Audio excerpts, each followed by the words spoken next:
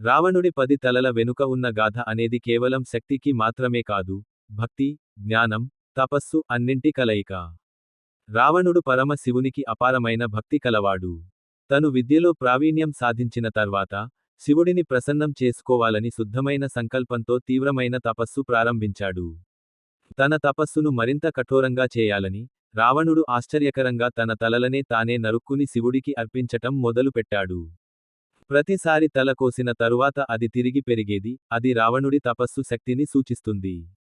ఇలా 9 సార్లు తల నరుక్కొని, 10వ తల కోసే సమయంలో శివుడు ప్రత్యక్షమయ్యాడు.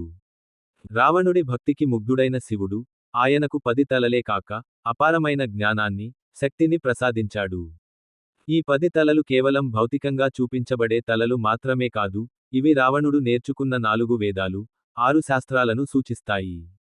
ఇది రావణుడి యొక్క గొప్ప పాండిత్యం, దివ్య తపస్సు, మరియు శివభక్తిని మనకు గుర్తు చేస్తుంది.